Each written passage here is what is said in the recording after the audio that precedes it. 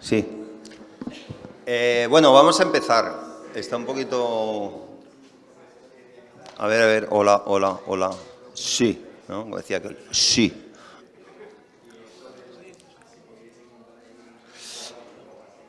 Bueno, pues... Buenos días a todas y buenos días a todos. Gracias por venir a acompañarnos en estas jornadas donde vamos a seguir un poco pues, con el diálogo que empezamos ayer en torno a lo que es el concepto de la regeneración no únicamente de los suelos, sino la regeneración también de las relaciones humanas, las relaciones con la vida, las relaciones con el planeta. En esta mañana pues vamos a tener tres presentaciones realmente provocadoras, muy provocadoras. La primera de ellas vamos a tener a Richie y a Kim. Richie es una persona que con 20 años se tiró la mochila a la espalda y se fue por ahí por Europa a aprender permacultura como voluntario, ¿no? A dar vueltas por ahí, por el mundo, tanto dentro de Europa como luego posteriormente salió fuera y ya regresó a España y de un modo autodidacta pues comenzó pues con este proyecto de La Mano Verde, que es un proyecto de agroforestería regenerativa que está basado en esos principios que él aprendió, que son los principios de la permacultura. Y Kim, pues bueno, ella es paisajista y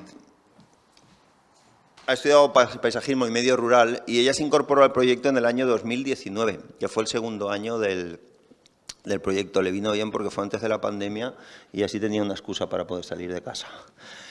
Y ahora empezó pues a tiempo parcial y ahora ya desde este mismo año, desde el año 2022, pues está a tiempo completo en el proyecto. Yo no os robo más tiempo porque hemos empezado un poquito tarde y cuando acabe Kim y Richie hablaremos del tema del biogás, tendremos ahí un trocito de biogás y no quiero robaros más tiempo. Os dejo con ellos y gracias una vez más por haber venido. Gracias.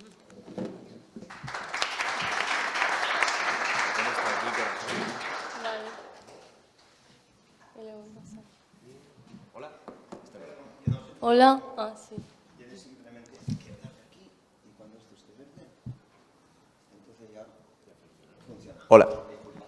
Vale, perfecto. Pues muchísimas gracias. Se me ha olvidado comentar una cosa. Hola. Sí. Lo mantenemos durante toda la jornada cada uno. Ah, sí. A ver, bueno, ahora sí, muchísimas gracias a todos por venir y por estar interesados. Muchísimas gracias. Vamos a comenzar con la agroforestería. A ver cómo va esto. Agroforestería regenerativa adaptada al Mediterráneo. ¿Eso qué es? Vaya palabras, ¿eh? Bueno, pues vamos a centrarnos primero en la etimología, ¿vale? Vamos a ir a la raíz y esta vez de la palabra. Agro, campo o tierra de labranza. Forestal, aquello que está relacionado con los bosques. Re, hacia atrás, de nuevo u otra vez, ¿vale? Y generar, engendrar, producir, ¿vale? Crear. Entonces, la agroforestería regenerativa, ¿vale? La denominamos como una práctica agrícola natural con un gran impacto social en la que vamos a generar un bosque de alimentos, ¿vale? Bosque de alimentos. En todos los bosques hay alimentos. Pero el bosque de alimentos que nosotros vamos a generar es un policultivo. ¿Qué es un policultivo? Muchos cultivos, estratificado por estratos, diferentes alturas, ¿vale? Que vamos a constituir en un bosque análogo. ¿Qué significa bosque análogo? Similar, igual, ¿vale? A nuestro bosque nativo, ¿ok? Vamos a coger esas características del bosque nativo de la zona en la que vivimos y la vamos a adaptar para darle una función más productiva, ¿vale? Productiva a ojos humanos, ¿vale? Y agroecosistemas a través de plantas perennes, que no perennifolias, perennes, ¿vale? O sea, plantas que constituyen el sistema, que van a perdurar en el tiempo, ¿vale? Bueno, siempre empezamos con muchas plantas que son anuales, ¿no? Pero vamos integrándolas en nuestro agroecosistema generando, construyendo la base para las plantas perennes. Y multifuncionales, eso es muy importante, que haya muchas funciones, que cada elemento que integre nuestro sistema esté conectado con todo, ¿vale? O lo máximo posible, y haya varias funciones, ¿vale? O sea, tenga varias funciones. ¿Por qué? Esto es como la tela. Cuanto más hilos tenemos, ¿vale?, en una prenda, o sea, a la hora de tejer, más dura es luego la tela, ¿vale? Pues igual, con nuestro agroecosistema. Entonces, así, ¿qué creamos? Creamos un sistema estable, ecológicamente viable, sostenible y que se autorregula. ¿Ok? ¿Vale? Es bastante importante que esto que es el final sea también como el objetivo de la agroforestería. Llegar a ello. Es la conclusión, pero también el objetivo, ¿vale? A donde queremos llegar. Y ahora, ¿el por qué? Bueno, el por qué podría ser porque sí. ¿El para qué? Pues vamos a buscar la función, ¿no? Aquí vemos la agricultura intensiva, pues causa una disminución global del contenido de humus y tal. O sea, tenemos una degradación de suelos muy grandes, ¿vale? Tenemos también una historia reciente en la que el suelo ha sido un sostén de apoyo, poco más.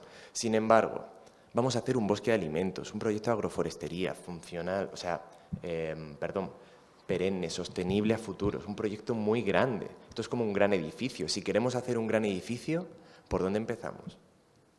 ¿Qué es lo que me va a marcar a mí? Cuando voy a construir un edificio, que ese edificio se va a mantener en pie. Los cimientos. ¿Y los cimientos de un proyecto agroforestal dónde están? En el suelo. Es clave, ¿vale? El suelo. Y bueno, la agroforestería se generó en paralelo a la agricultura, ¿vale? O sea, digamos, cuando realmente es difícil, ¿no?, de poner. Ya nos meteríamos un poco en historia y en las migraciones, ¿no?, que hacían los pueblos nómadas aquí, cómo gestionaban ellos la tierra y su sistema era bastante interesante, ¿no? De ahí hemos rescatado algunos ejemplos que han perdurado hasta ahora, como puede ser la dehesa ibérica, ¿vale? Es un sistema no agroforestal, ¿vale?, pero sí con más conexiones en base a la naturaleza, más que el monocultivo, ¿vale? En una dehesa ibérica podemos integrar ganado, tenemos también árboles, ¿vale? En este caso, pues encinas o alcornoques, ¿vale?, a los cuales, a los alcornoques les puede sacar el corcho, a las encinas las bellotas, ambos también tienen bellotas. Si alguien pone por ahí unas trufas, se pueden dar, unas colmenas también, ¿vale? Tenemos bastantes funciones, ¿vale?, en el mismo sitio. Entonces, digamos que sería un proyecto con unas interconexiones simples, pero muy estables y que han perdurado en el tiempo. Entonces, muy buenas, ¿vale? Y ahí se puede seguir construyendo.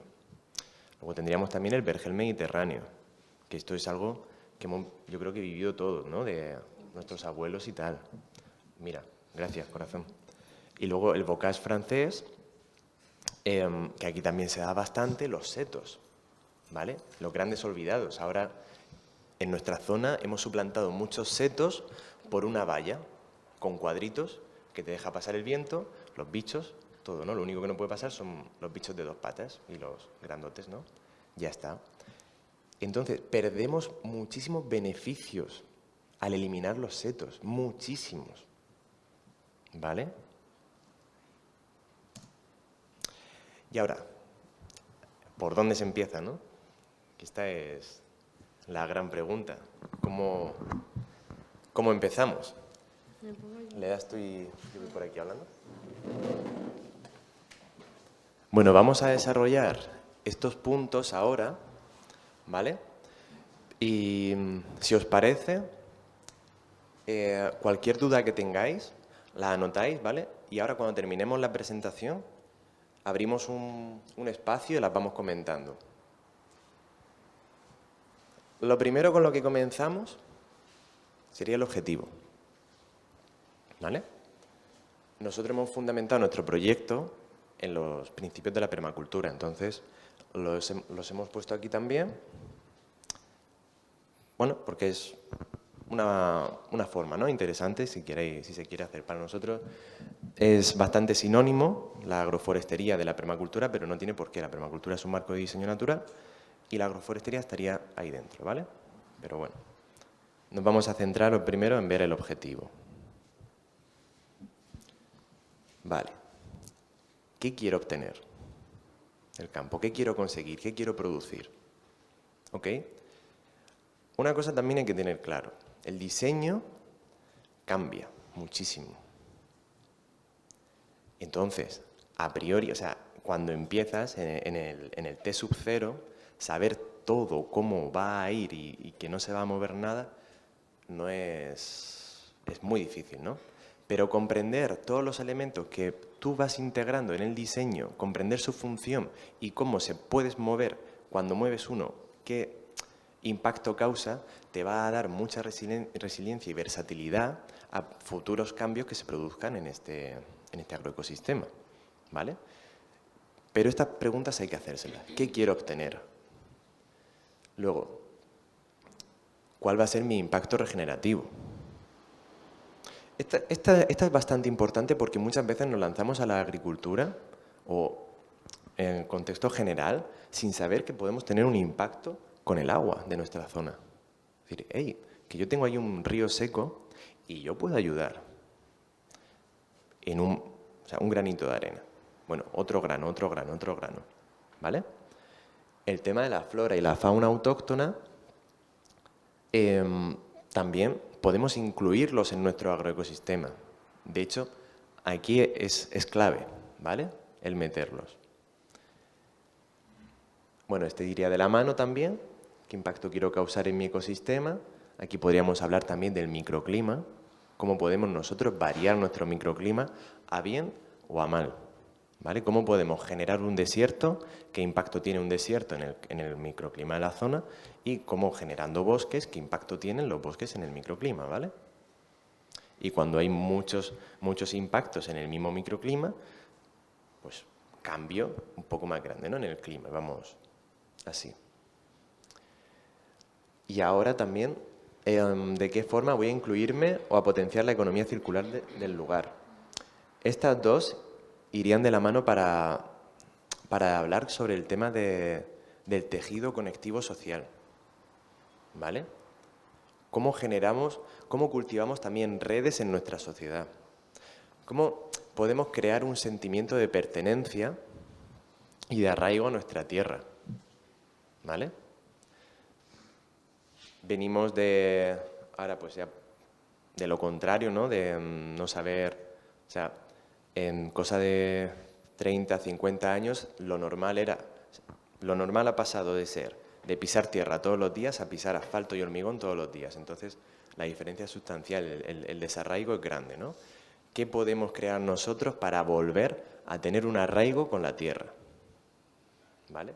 Y luego, pues, cómo podemos potenciar también la economía circular, ¿vale? Importante, venimos de economías piramidales en las que los productores y clientes no tienen mucho peso en el valor de decisión sobre el precio del producto, dónde se vende, cómo se vende. Suele estar supeditado a organismos, macroorganismos que dicen por aquí, por allá, tac, hay que pagar esto, hay que pagar lo otro, ¿no? Y cómo podemos nosotros volver a recoger aquello que nos pertenece, ¿no? Que al final el valor de tu trabajo durante X tiempo, pues uno sabe cuánto es, ¿no? Entonces, ¿cómo podemos volver otra vez a recuperar ello? Vale, vamos a pasar a la siguiente diapositiva. Entonces, una vez que ya tenemos el objetivo, que lo hemos pensado, tal, ya nos vamos a la tierra, a la que hemos cogido, a dar paseos. A dar paseos, patearla, verla, observarla, ir sacando análisis, pero hay que patearla, hay que estar allí, hay que estar mucho, mucho, mucho, mucho, ¿vale? Y luego también vamos recogiendo información. Comenzamos viendo también la pluviometría que tenemos, ¿no? Bueno, en el Mediterráneo se caracteriza en estos años con lluvias torrenciales y sequía, ¿no? Gota fría, dana, que le llaman. Entonces, la captura de agua, ¿vale? Es un recurso clave para que esto se dé, ¿vale? Luego también la orientación del terreno. Si estamos en solana, estamos en umbría o estamos en una llanura. Las horas sol y las horas frío. Pero todo esto va a depender, o sea, esto es información que necesitamos previamente sabiendo qué vamos a, o sea, qué queremos, ¿no? Y luego, en base a la información que sacamos y lo que queremos, seguimos construyendo. Seguimos de los cimientos para arriba, ¿no? Temperaturas máximas y mínimas y las medias, por dónde vienen los vientos, ¿vale? ¿Qué impacto puede tener el viento en la agricultura? ¿Te mueve las plantas? Erosión. Plagas. ¿Qué más?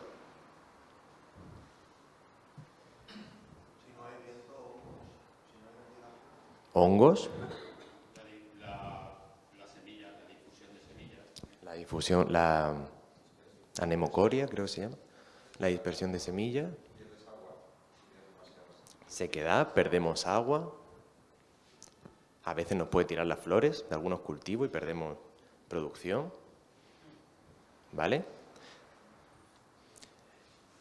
Entonces, viendo por dónde viene el viento, ¿no? ¿Cómo podemos...? Eso lo veremos después en la sectorización. Pero, ¿cómo podemos no protegernos, sino utilizarlo a nuestro favor? ¿Vale? Porque el viento caliente abajo no nos interesa, pero si lo mandamos para arriba y nos ayuda a que, la humedad de arriba se condense un poquito y empiece a caer para abajo, sí que nos interesa. ¿Vale? Pues ¿cómo podemos de esos desastres naturales darles un poco la vuelta, orientarlos para nosotros, generar equilibrios? Luego también tendríamos que ver el nivel freático. ¿Dónde lo tenemos? Si existe ya. En algunas zonas estamos muy secos. El suelo. ¿Cuál es nuestra historia? La historia de la finca.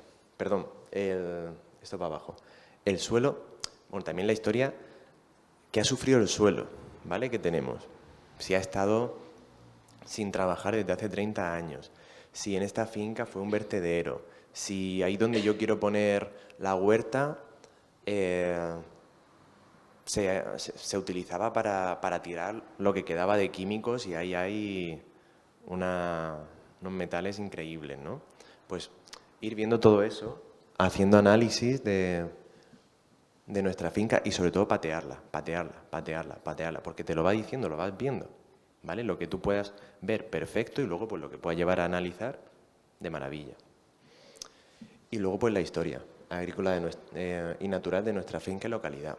Nosotros en nuestra zona, el paisaje agrícola que tenemos ahora mismo no tiene nada que ver con lo que era 40, 50 años atrás.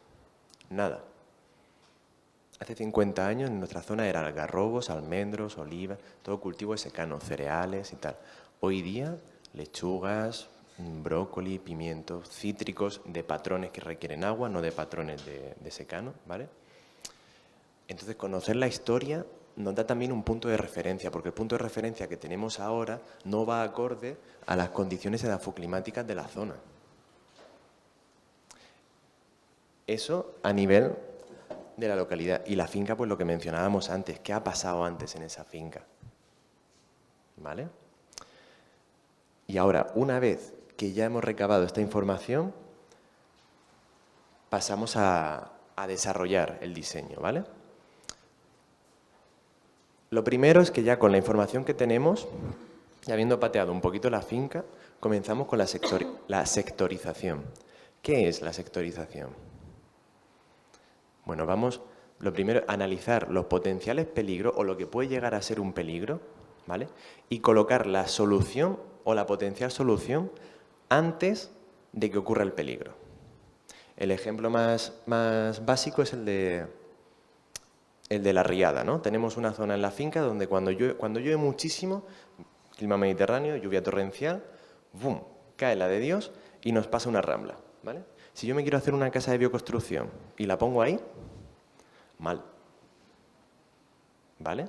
Entonces ya generando eso no quiere decir que esa zona no se pueda utilizar, no.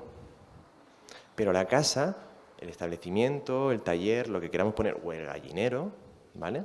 O los frutales de secano, pues los cambiamos, tac. Y ahí podemos utilizar para hacer una recogida de aguas, para gestionarlo luego en línea clave, ¿vale? Para incluso hacer zanjas de infiltración y plantar cultivos que requieran más agua, ¿vale? Pero se trata de lo que hablábamos antes, de todo desequilibrio, potencial desequilibrio o desajuste grande que pueda llevar al colapso de nuestro agroecosistema, darle la vuelta, ¿vale? Y que nos ayude, ¿vale? Esto es la sectorización. Y ahora pasaríamos a la zonificación, que esta es la planificación energética eficiente dentro de nuestro agroecosistema, ¿vale? ¿Cuál es la primera zona? La zona en que estamos todos los días, sí o sí, queramos o no. La 00. ¿Y eso qué es? ¿Eso dónde está? Uno mismo. Uno mismo. Entonces, cuando comenzamos a diseñar, el primer diseño es uno mismo. ¿Qué necesito yo o cómo llego yo a ello? Pues creo que debo comenzar a leer a estos autores. O mira, me voy a apuntar, me voy a inscribir en la facultad de tal, o voy a hacer el grado de tal, o voy a ir a coger la mochila y a hacer voluntariado en tal sitios para aprender esto. Quiero hacer X cursos, ¿vale? También emocionalmente. ¿A mí me gusta esto? No, pero quiero hacerlo. ¿Qué hago? ¿Cómo puedo yo empezar a crear esta relación íntima con la tierra? Antes lo comentamos en la entrevista, con la tierra se acaba creando una relación muy íntima, que no romántica, sino íntima, simplemente muy estrecha, ¿vale? Entonces, ¿cómo voy yo avanzando en este proceso? Hay que dejarle tiempo, la tierra te va haciendo, tú la vas haciendo a ella y es un toma y daca, ¿no? Luego pasaríamos a la zona 0. ¿Esa cuál es, la zona 0?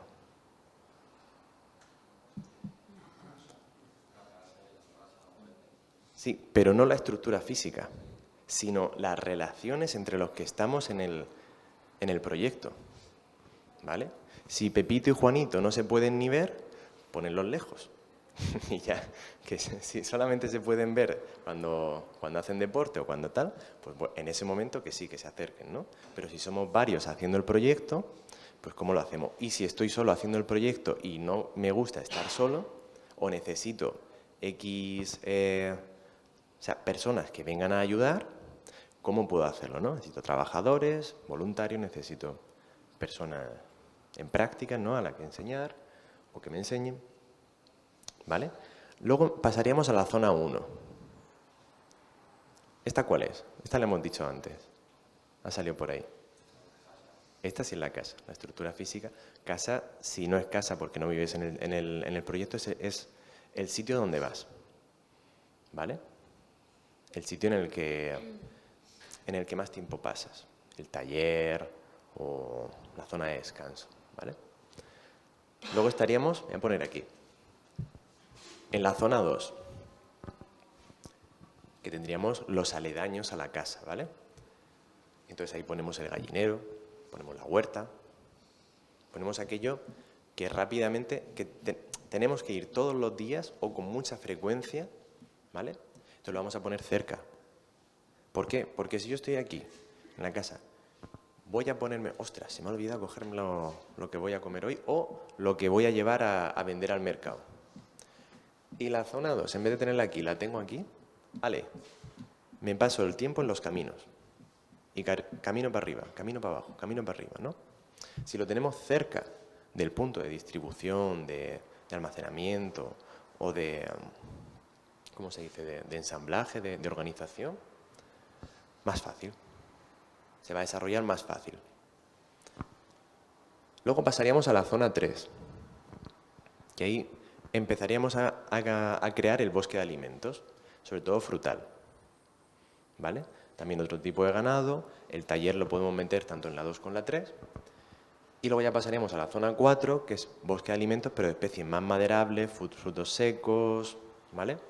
Tintoreras, fibras y otro tipo de ganado como puede ser las abejas, ¿vale? La apicultura.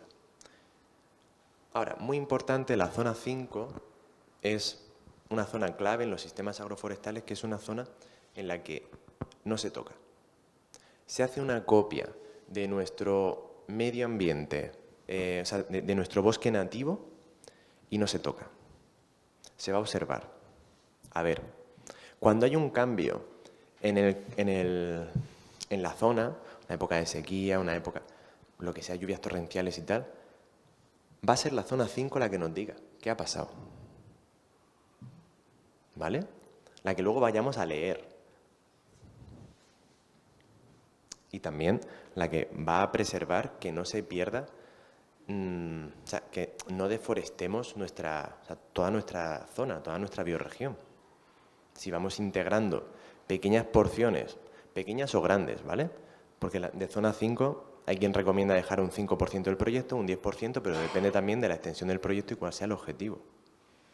¿Vale? En fincas de 400 hectáreas, pues puedes poner bastante zona 5, pero depende siempre de cuánta gente va a utilizar esas fincas, ¿vale? Pero es muy importante tenerla en cuenta. Luego pasaríamos a la zona 6. ¿Cuál sería la zona 6?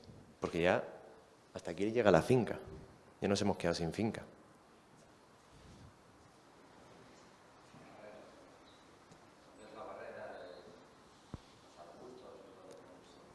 Un poco más fuera aún. Los vecinos. Ahí está, los vecinos. Los vecinos también hay que diseñar con ellos, hay que hablar, hay que ver cómo nos entendemos.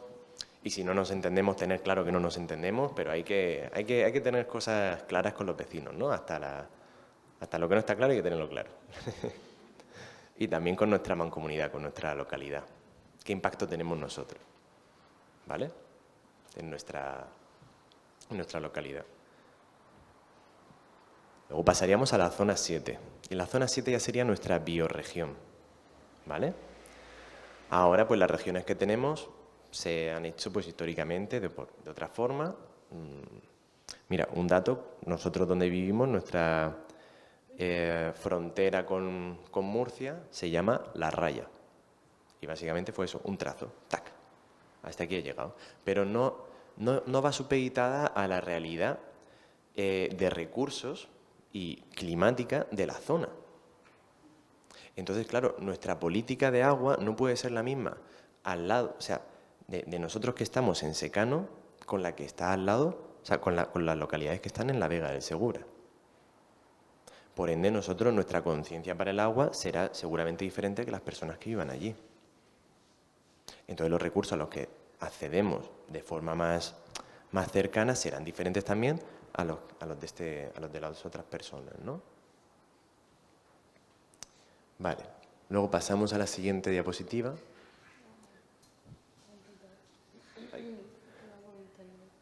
Anda, vale, pues...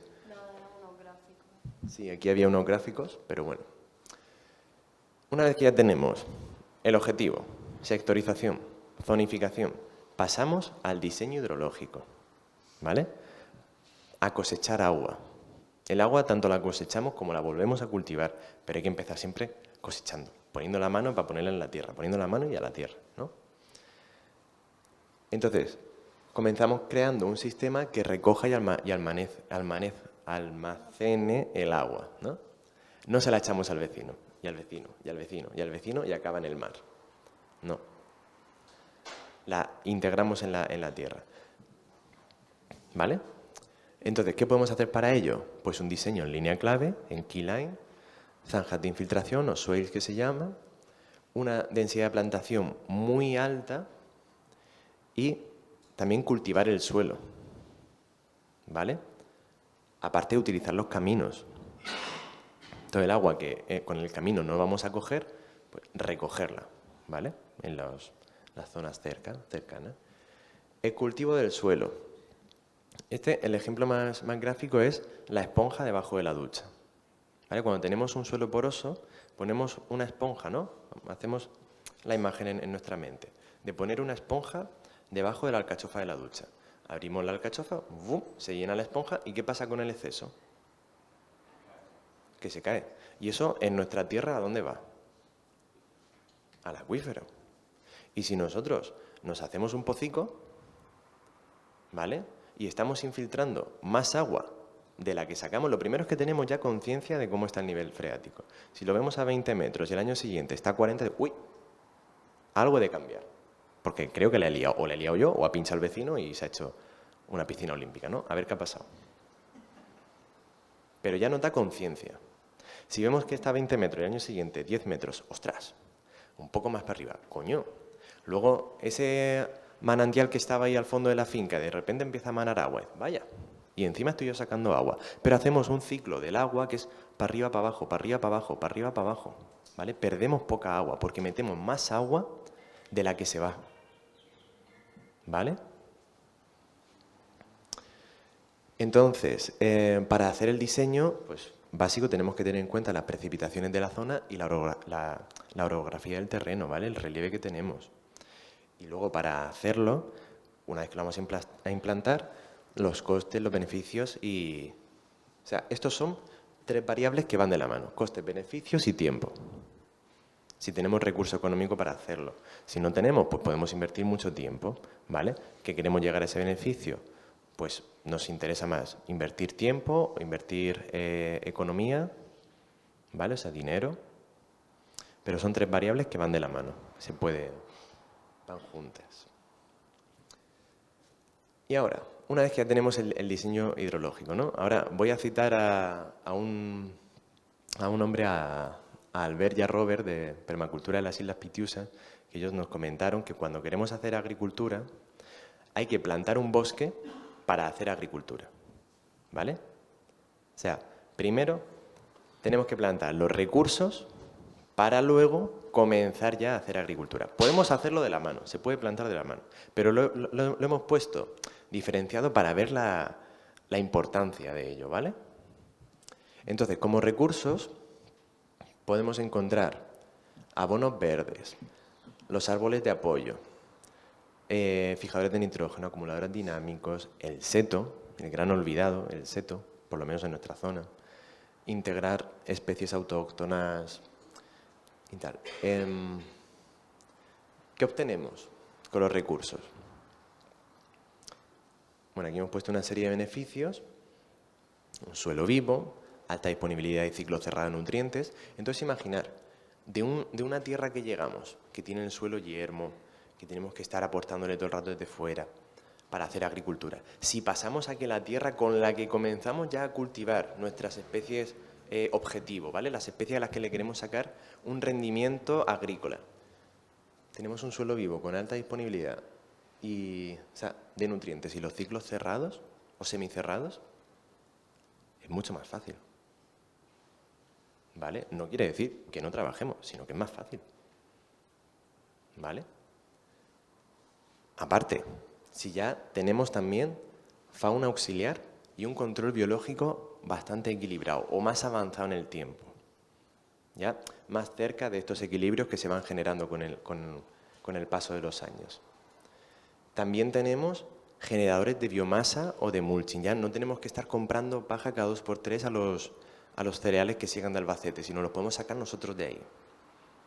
Pues vamos también haciendo más ecológico, más autorregulado nuestro agroecosistema. Captamos también agua en el suelo. Las necesidades hídricas de nuestros cultivos las podemos suplir nosotros más solamente con el hecho de tener el suelo, ¿vale? Un buen suelo, que va de la mano de la labranza cero. Tenemos microbiología activa, que nos ayuda a tener ciclos cerrados de nutrientes, y el suelo vivo va de la mano. El suelo vivo nos hace tener microbiología activa y también nos ayuda mucho en el control de patógenos, ¿vale? Y fijamos carbono atmosférico en el suelo. Pues entonces ya al tener esto, hacer agricultura es más sencillo, ¿vale? Porque ya tenemos los recursos ahí con nosotros, que cuando implantamos nuestras especies agrícolas, estos no desaparecen, estos continúan y van a ir desapareciendo en función de que nuestro agroecosistema lo vaya demandando, que ya no hacen falta, ¿vale? Pero unos cuantos años estaremos con abonos verdes anuales hasta instalar abonos verdes perennes, Mientras tanto, los árboles de apoyo van creciendo, ¿vale? Y luego, pues incluso podemos suplantar o combinar abonos verdes perennes con árboles de apoyo, ¿vale? Y ahora ya pasamos a instalar el cultivo. Ahora ya nos metemos en el meollo. Fijaos, esto es como el que le gusta la cocina, ¿no? Hay que cocinar a fuego lento. Ahí una paella no te la haces en 5 minutos. Requiere su tiempo, requiere una preparación hasta mental, ¿no? Entonces, aquí igual. Nosotros lo vamos haciendo despacio. Lo puedes hacer muy rápido también porque estamos acelerando los mecanismos de acción de la naturaleza. Pero lo vamos haciendo paso a paso, paso a paso. ¿Vale? Entonces comenzamos con la instalación del cultivo, ¿no? Ahora, ¿cómo asociamos las especies objetivos, lo que llamamos los gremios? ¿Vale? Pues esto creo que está en la siguiente diapositiva. Sí, vamos a ver, eso es. Las especies objetivos. ¿Qué podemos sacar de un bosque de alimentos? Venga, si mira la diapositiva. ¿Qué se puede sacar de ahí, de un proyecto de agroforestería? ¿Qué podemos obtener? ¿Fruta? ¿Medicinas? ¿Madera? ¿Biomasa? ¿Qué más? Por ahí, frutas, medicinas, biomasa, proteína vegetal, animal, podemos tener ganadería, ¿sí? Dentro de la ganadería, pues miel, peces, vacas, ovejas, gallinas, ¿vale? Sombra. Es importante. Nosotros lo hemos pasado mal este verano por no tener sombra y nos hemos centrado en cultivar sombra. Importante, sí. ¿Qué más? Setas. Micología, muy importante. Verduras. También podemos tener hortalizas anuales. Frutos secos también. ¿Vale? Y luego, ¿cómo se llama? Fibras. Esparto, cáñamo, algodón, la anea para trenzar sillas. Alimentos para insectos también. ¿Vale? O sea, podemos obtener muchísimo. Pero el que mucho abarca, poco aprieta. Hay que centrar un objetivo. Y paso a paso vamos llegando, vamos incrementando ese objetivo. ¿Vale? Entonces, soluciones lentas y pequeñas y paso a paso. Y comenzar desde lo que se puede controlar a ya pues ir lo que a ti te ha ido bien en tu zona, en tu clima, con tus recursos y tú mismo, pues lo haces un poco más, y un poco más, y un poco más. ¿Vale? Un poco más o mucho más, porque ya el paso a paso es muy, muy diferente uno de otro. Al principio igual vas andando de puntillas y luego vas con zancadas. ¿Vale? Ahora, la asociación de especies. Mira, aquí tenemos un policultivo que hicimos de pimiento. Son dos variedades tradicionales de pimiento. Pimiento choricero, del que luego se utiliza para secar, que en verde se puede consumir como el pimiento italiano. Y aquí tenemos pimiento plato, que es muy parecido a la ñora, pero un pelín más chato y con más carne. Riquísimo, la verdad, variedades tradicionales. Lo hemos asociado con lobularia marítima. No teníamos una plaga. Mentira, teníamos todas las plagas, habidas y por haber. Ahí en nuestro bosque tenemos todas, ¿no? Y cada vez más. Pero potenciamos más la presencia de depredadores de plagas y parasitoides que de plagas, ¿vale? Nosotros, si plantamos simplemente las especies objetivos, lo que estamos haciendo es un hábitat para fitófagos.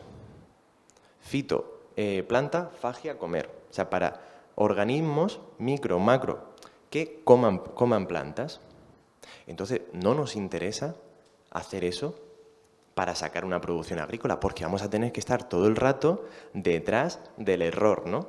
Del error cometido por nosotros, de aquel desajuste. ¡Ay, que me ha atacado la mosca de no sé cuántos! ¡Que me ha ido el pulgón de tal! ¡Que está aquí dando ya otra vez! ¡Que me ha vuelto otra vez la esta! ¿No? Entonces, esta asociación se va generando con la idea de tener más leones que cebras, ¿vale? Una población de leones no mayor, porque si no generamos otro desequilibrio, pero sí crear la zona para que vaya a nuestro favor, ¿vale? Entonces, a la hora de asociar las especies, tenemos que tener en cuenta las necesidades de las plantas, ¿vale?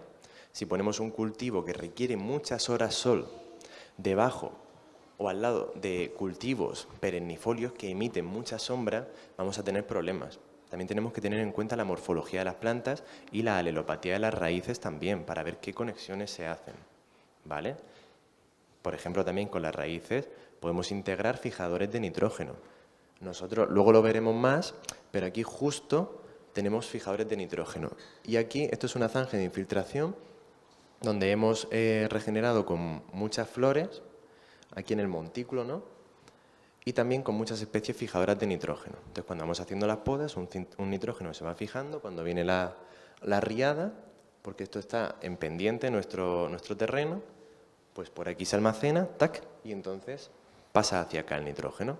Bueno, pues sacamos de un desequilibrio un equilibrio. Un equilibrio y un input, una mejora, ¿vale? En la siguiente diapositiva, ahora sí que hablamos del control biológico. Bueno, lo que hablábamos antes, ¿no? De plantamos especies, principalmente, si puede ser autóctonas, mejor que mejor, ¿vale? Que nos atraigan a la fauna depredadora. Entonces, ¿qué le tenemos que proveer? Yo estoy aquí muy a gusto en mi zona y tal, ¿no? Para ir a otra zona, ¿qué me tienen que dar? Pues sitio para dormir, alimento, comida. Mira, pues te dan una familia, pues también está muy bien, ¿no? Condiciones de reproducción favorables. Y nosotros buscamos trabajo, pues nosotros también le proveemos trabajo. Vale, coman, ¿no?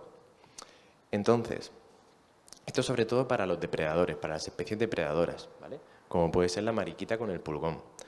Para los parasitoides nos centramos siempre en la floración permanente, en tener muchas flores, ¿vale? Con floraciones solapadas. Cada año vamos integrando más y más y más en nuestro bosque, ¿vale? Entonces, ¿por qué? Porque los parasitoides, cuando en su estado larvario, comen muchísimo, o sea, son carnívoros. Cuando se van haciendo mayores, su dieta cambia, o sea, cuando ya son adultos, su dieta cambia al néctar de las flores. Entonces, cuando tenemos flores permanentes, lo que hacemos es instalar poblaciones de parasitoides que se quedan ahí viviendo. No tenemos que ir todos los años con la suelta de bichos, ¿vale? Si la sueltas una vez, de maravilla, y si le cierras el ciclo biológico a tu parasitoide, perfecto, ya te lo integras. Aunque sea en una población reducida, no pasa nada. Año tras año, si las condiciones son favorables para su reproducción, irá aumentando, ¿vale? Entonces acabaremos acumulando leones y la población de cebras irá bajando, ¿vale? Y bueno, luego pues hacer un poco de documental, ¿no? De ir viendo cuál es nuestra fauna autóctona, ya para el tema de los fitófagos más grandes, en este caso la herbivoría. ¿Qué hacemos con los conejos, con las ratas? ¿No? ¿Perdona? Los jabalíes. ¿No? ¿Cómo podemos integrar todo eso y que no se lleven por delante nuestra zona, ¿no? Nosotros allí tenemos mucho problema no pasa nada, de conejos. Sin embargo, justo al lado, en la zona natural más cercana a nuestra localidad, en Sierra Escalona, tenemos una de las poblaciones de rapaces más grandes del sureste ibérico. Creo que es la zona que más, pero no lo sé del todo asegurado. Entonces, ¿qué estamos haciendo? Plantar árboles de crecimiento muy rápido con idea de dejarlos para ellos, ¿vale? Cuando llegamos allí, lo único, hace 4 años, no había nada en la finca. Una vez vi pasar una perdiz que cruzaba de finca a finca y pasó por la mía. No había nada, ¿no? Ahora ya tenemos un mochuelo que nos viene todas con bastante regularidad, casi todas las noches. Nos viene también un gavilán, un cernícalo también pasa, y tenemos 3 águilas que van más a lo alto, ¿no? Pero siempre oteando. También otean las fincas cercanas, ¿no? Pero nosotros queremos, o sea, ya esto nos está diciendo que hay presencia, pues ahora vamos a hacer las condiciones más favorables a ellos. ¿Vale? Esto en cuanto a las rapaces, ¿vale? Este es nuestro ejemplo. Si en nuestra zona hubiera mucha presencia de zorros, pues habría que proteger bien al ganado, al gallinero, y que esos zorros nos ayudaran a nosotros, que se comieran lo que nosotros pues, nos va a costar equilibrar. Vale. Ahora con la siguiente diapositiva vamos a ver el cultivo del suelo. Cultivar suelo es base, ¿vale? Es principal. Si yo quiero tener un tomate, antes de ponerlo en la tierra, cultivo el suelo para el tomate, y va a ser el suelo el que me diga hasta qué punto voy a tener yo buena producción. Luego lo que sale de la tierra para arriba es la imagen del suelo que tengo, ¿vale? Aquí tenemos una foto mientras estábamos haciendo un compost allí en el bosque.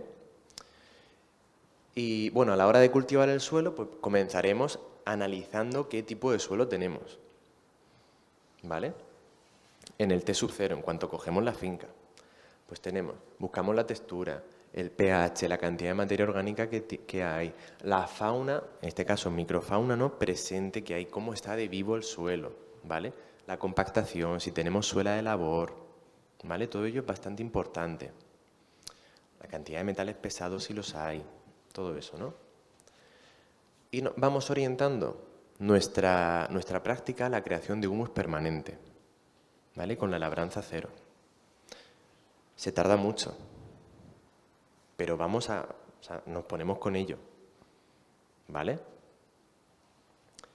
Y luego hay 4 M's que son básicas, normalmente se dice 3 M's. Esto pues es obra de Jonás, de Permacultura La Caraba, lo voy a citar a él porque él fue el que me lo dijo. Tenemos la microbiología, minerales, materia orgánica, ¿vale?, como bases básicos en el suelo, cuando hacemos compost o cuando lo integramos en nuestro suelo. Y luego, muy importante, clave, el manejo. Si todos los años deshacemos lo que hemos hecho, todos los años volver a empezar. Y volver a empezar y volver a empezar. Se va quedando un subproducto abajo, ¿vale? Pero si lo que vamos haciendo es acumular, mejor.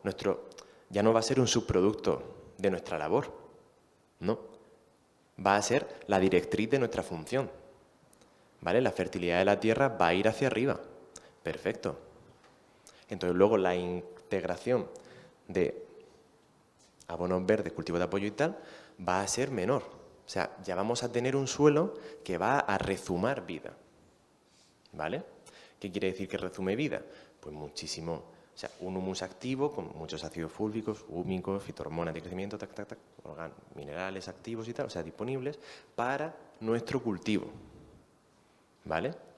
Entonces, las aportaciones que hagamos a futuro, pues podemos ir reduciéndolas. De todas maneras, creo que esto lo vamos a ver más en otra diapositiva, que creo que está más adelante. Bueno, luego, esto lo hemos mencionado antes con el diseño hidrológico de la finca, pero es algo también a tener en cuenta con la instalación de nuestro cultivo. A veces es un poco jaleoso, ¿no? Cuando vas ahí y lo ves todo lleno de hierba, pues es algo bastante cultural que tenemos dentro, que, ostras, hay que limpiarlo, hay que dejarlo todo limpio, esto tiene que estar llano y castellano, ¿no? Pues a veces simplemente es coger una corbilla o pasar un poco el ganado tal y segar todo y hacer una buena estimulación de las raíces y de la microbiología que tenemos ahí, y ya está, coger ese recurso, utilizarlo de acolchado y ponerlo donde más te interese, ¿vale? Y las especies que no te agradan por X, ir suplantándolas por otras especies que o te dan un rendimiento o te van a ayudar más a tu agroecosistema o así, ¿vale? Entonces,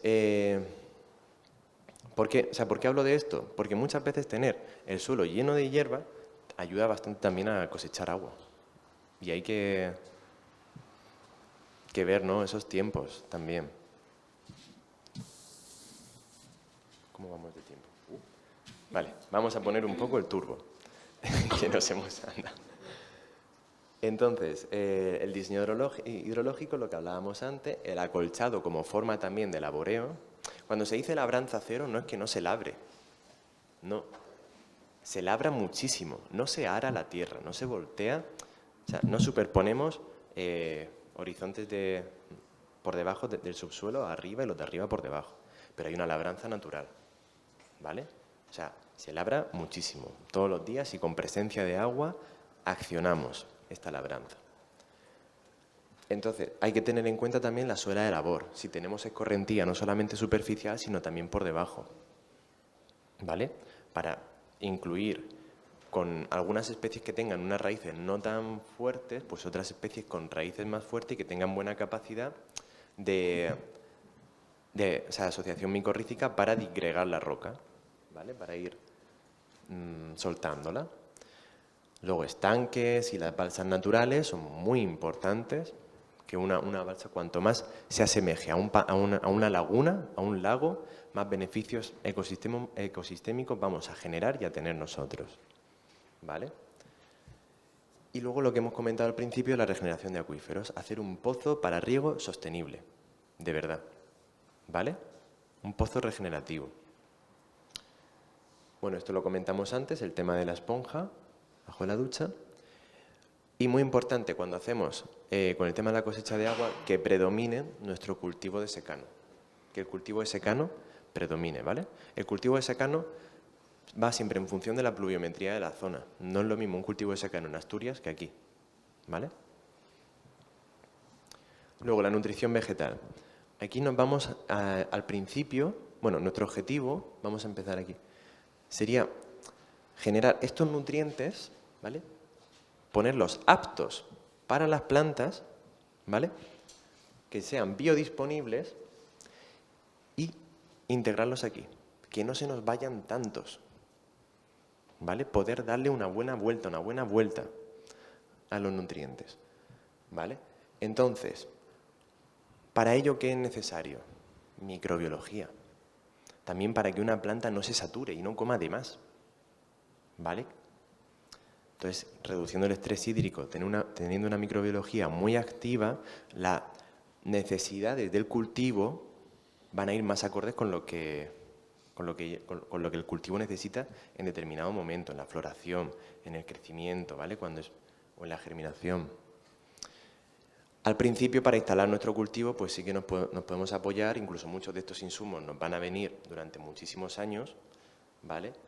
Semillas de microorganismos nativos, con primera fermentación o sea, la primera reproducción y luego con segundas fermentaciones, extractos vegetales fermentados, que son los que se conocen como purín de ortiga, de consuelda rusa, de cola de caballo, harina de roca volcánica, ¿vale? Para integrar algunos minerales que no tengamos tan presentes en la roca que tengamos nosotros en nuestra zona. Biofertilizantes que vamos a utilizar con los estiércoles animales, otros fermentos con agua de mar como puede ser el jadam o con plantas adventicias, pero sí que es necesario el suelo vivo, ¿vale? Lo que hablábamos antes de cultivar suelo, el suelo vivo es clave. Y bueno, lo que comentamos, que en los primeros años hay que darle más caña. Ahora, ¿cómo lo mantenemos? Porque esto es una bestia, hablando en plata. Esto es grande, ¿no? Bueno, pues nuestro agroecosistema nos interesa mantenerlo siempre en un estadio de preclímax, ¿vale?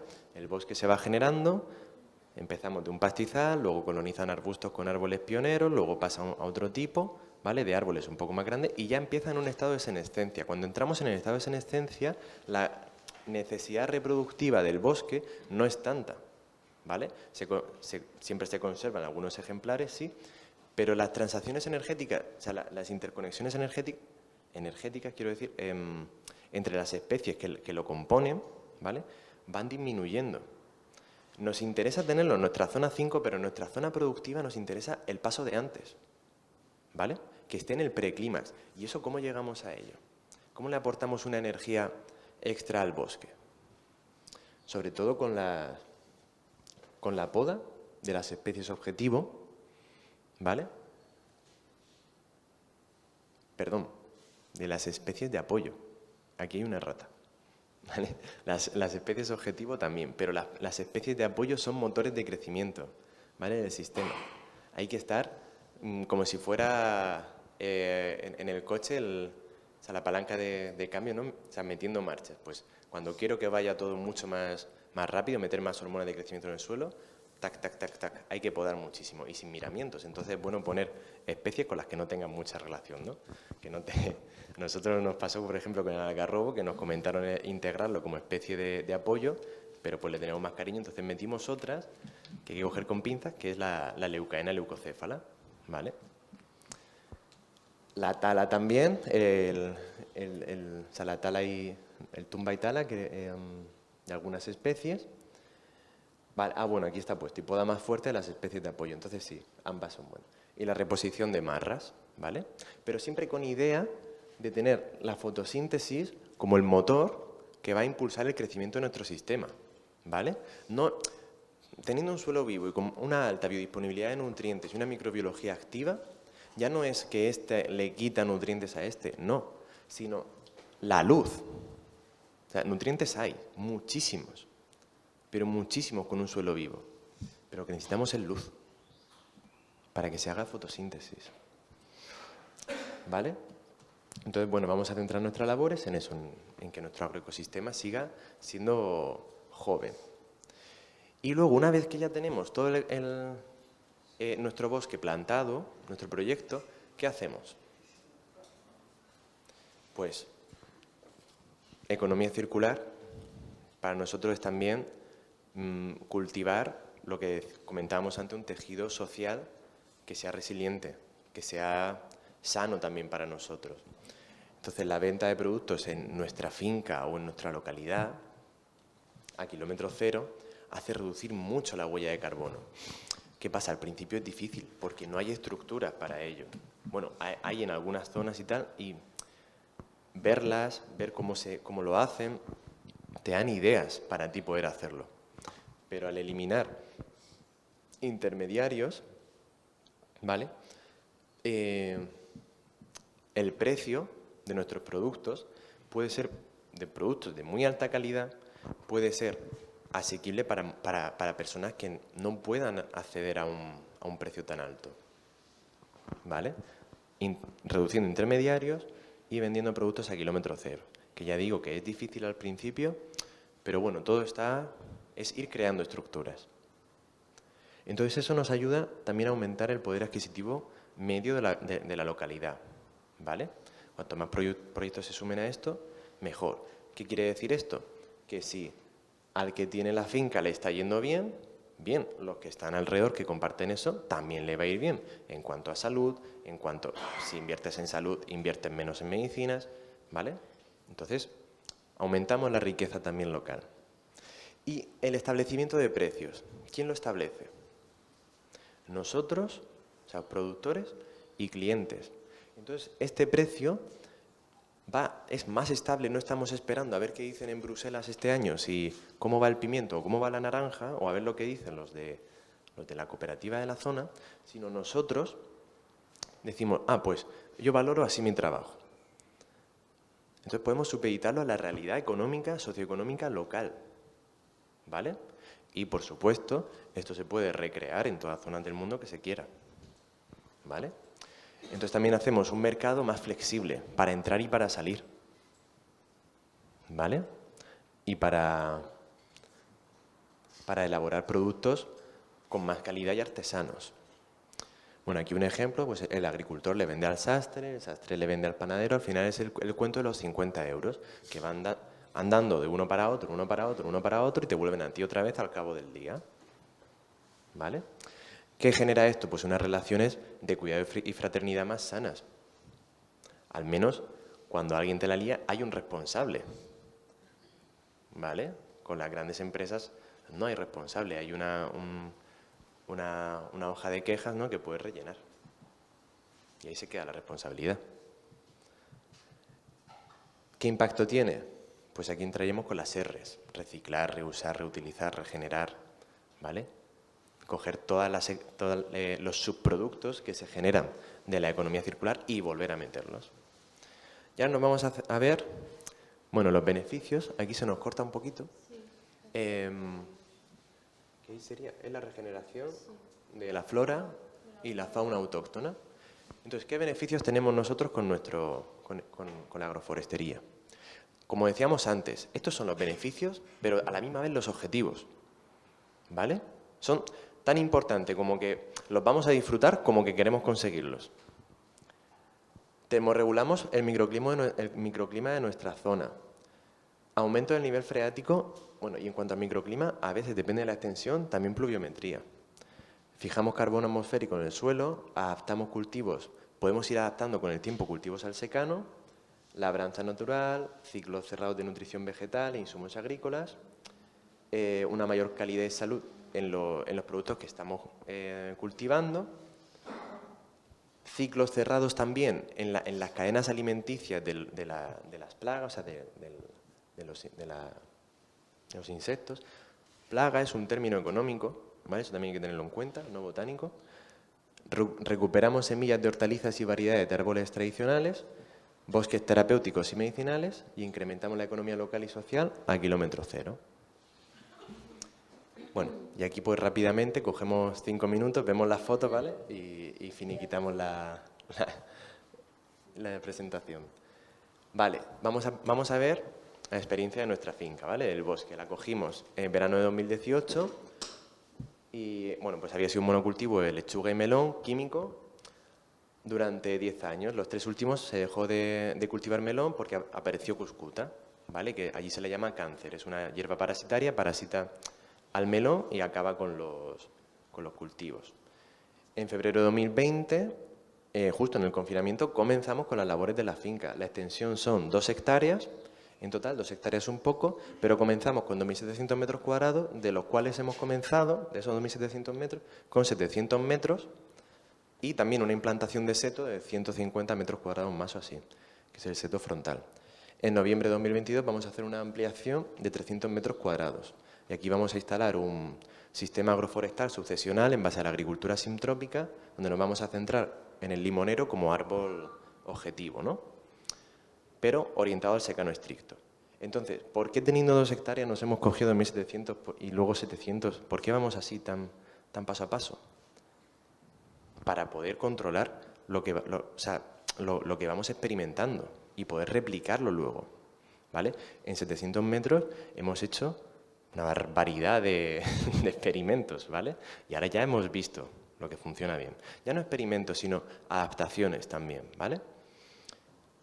También la densidad de cultivo que tenemos ahí es tremenda. No tenemos las cifras apuntadas, pero comparado con los campos de al lado,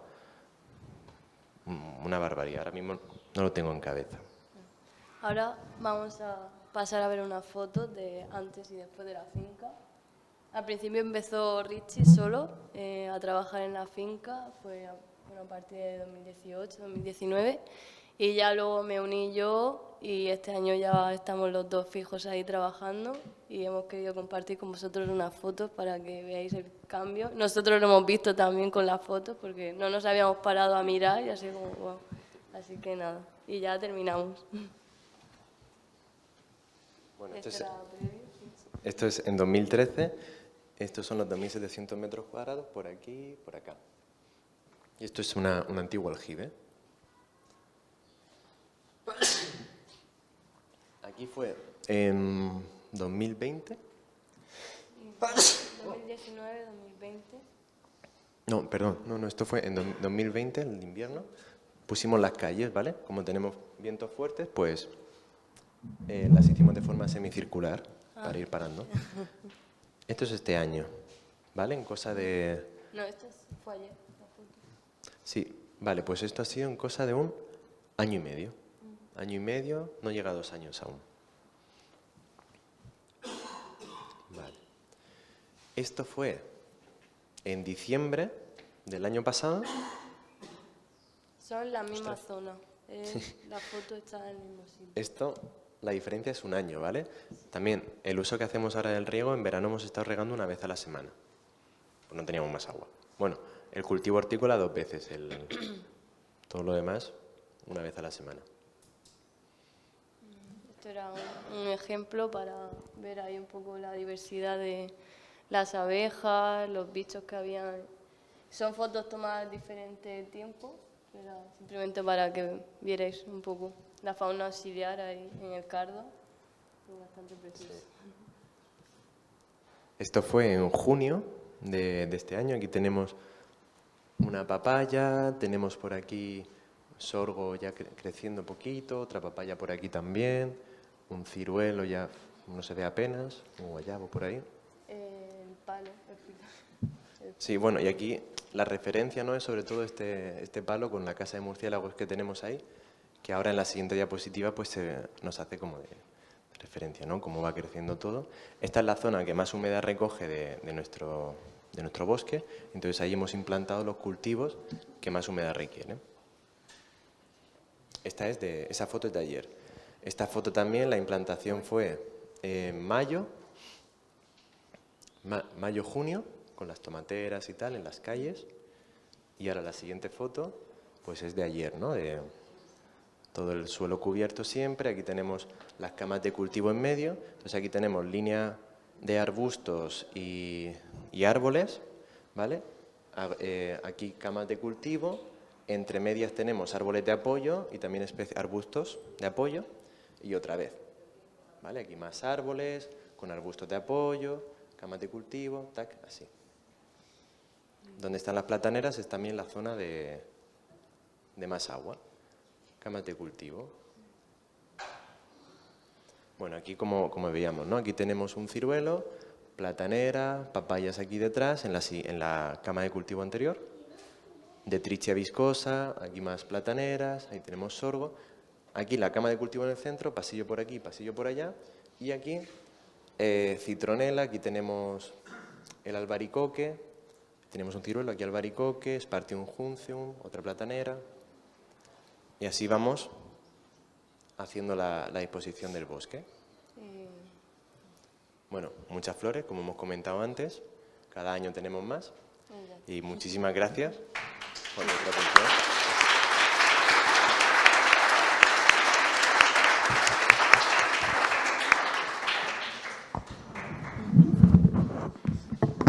Como bien ha dicho Richie al principio, si alguien tiene una pregunta, aquí hay un micrófono.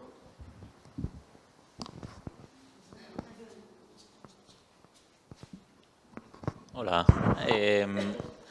El tema de las balsas y tal naturales, que siempre me ha llamado mucho la atención, a la hora de intentar hacerlo lo más naturalizado posible, ¿sí o sí es necesario poner una especie de tela asfáltica de estas?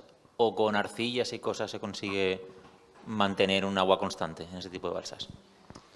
Nosotros hasta ahora lo que hemos conocido es con la tela, pero también depende del suelo que tengas. Si es un suelo muy arcilloso, sí que he conocido algún caso que le ha ido bien, pero en suelos arenosos también he conocido casos que no le ha ido bien el poner solamente arcilla y tal. Entonces, bueno, pues con la tela asfáltica, ¿no? Con las mallas y tal, siempre tienes ahí una opción. Bueno, curiosidad. Por si había formas Ya, de hacerlo lo más natural posible. Sí. Entiendo.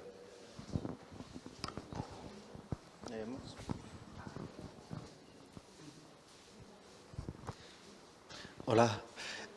Habéis mencionado que usáis, por ejemplo, la leucaena. Me pregunto, o sea, hay especies que en principio se podrían considerar invasoras, pero entiendo que si estáis encima se pueden controlar, ¿no? Entonces, también habéis mencionado en algún momento que habéis plantado algunos árboles de crecimiento rápido, ¿no? Para lo de las rapaces y tal. Supongo que para generar más altura, tener una copa y que se instalen ahí y tal. Pero, ¿cómo lleváis este tema en general, no? O sea, no sé. Hay otras especies que se dan muy bien por aquí, pero que en principio, no sé, tengo un amigo que tiene los taludes los tiene con Carpobrotus, que hasta se puede comer algo del Carpobrotus, pero bueno, Sí. En general, así, por saber cómo tratáis esto. ¿Quieres contestar tú? Muchas gracias por hacer esta pregunta porque se me ha olvidado comentarlo antes y es muy importante el tener en cuenta cuando metemos exóticas invasoras, hay que tener un control muy, muy fuerte, ¿no? Con ellas.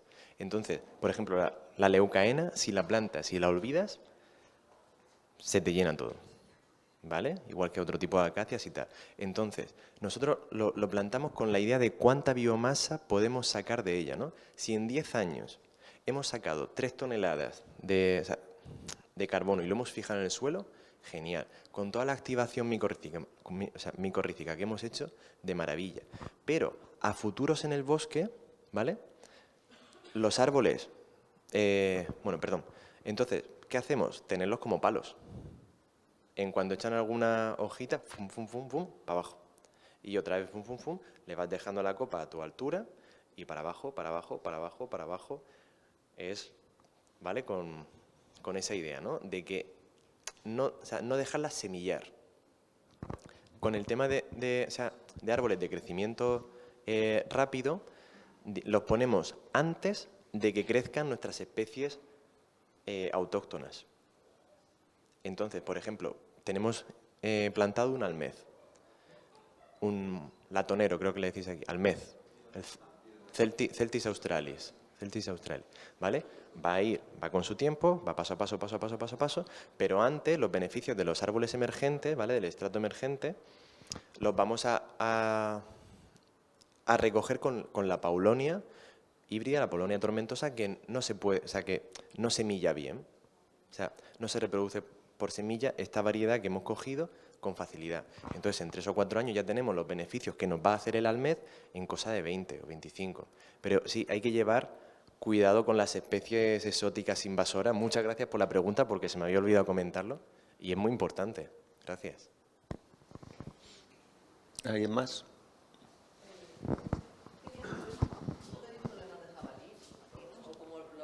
¿Cómo habéis visto que...? Repito. No. Problemas de ratas y de...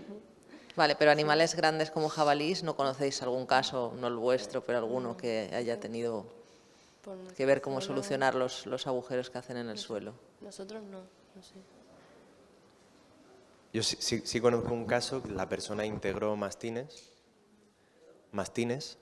el perro, ¿no? Los perros grandotes, y luego en los pasos por donde venían los jabalíes, pues le echaba pelo, meaba y tal, y no sé si llegó incluso a plantar fuera de la finca para que los jabalíes fueran allí y entonces pues que no comieran dentro.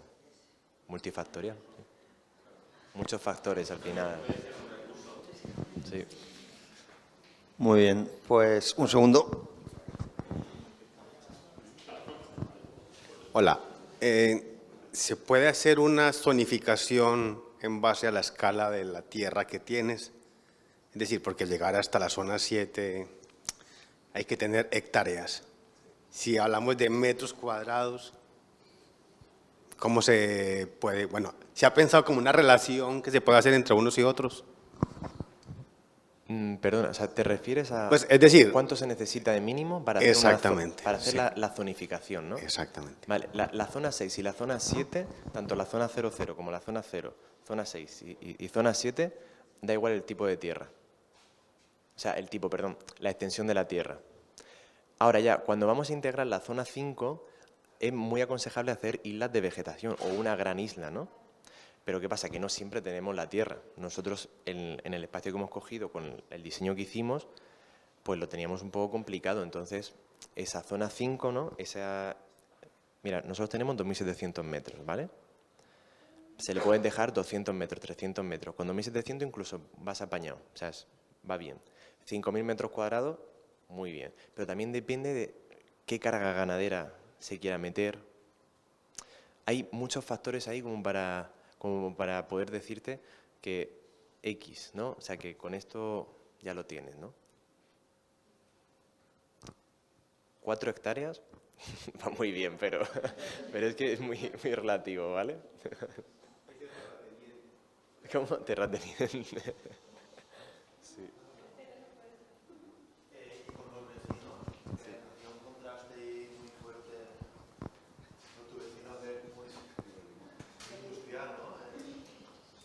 Sí.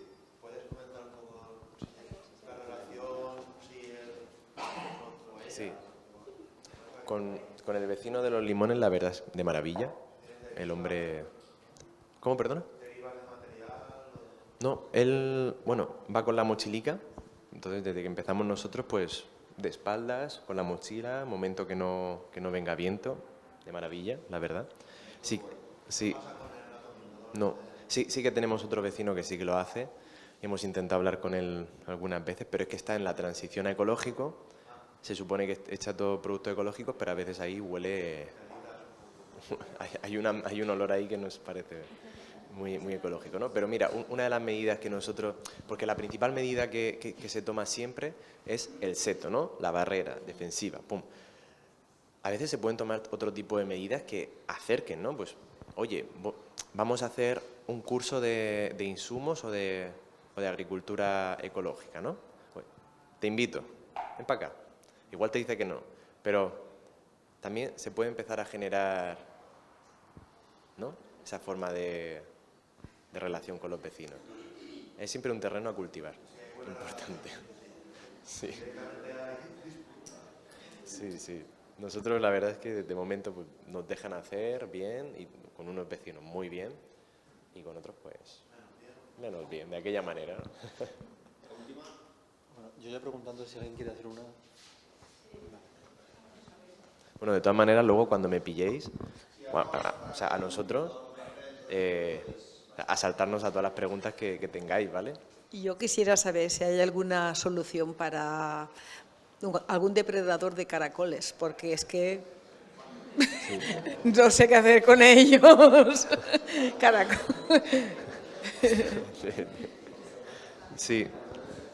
Para los caracoles, nosotros utilizamos los patos, pero también hemos incluido casas para erizos, que son también grandes comedores de caracoles. Hemos intentado poner unos cuantos erizos, pero no ha habido manera, sin embargo, dejamos la casa y ya hay constancia de que hay un erizo que se pasea por la zona. Y luego, pues los primeros años, hasta que se va generando un equilibrio, el cubo, y por las mañanas a echar caracoles y para los patos. Bueno, nosotros lo hacemos así, para los patos. Sí, entonces...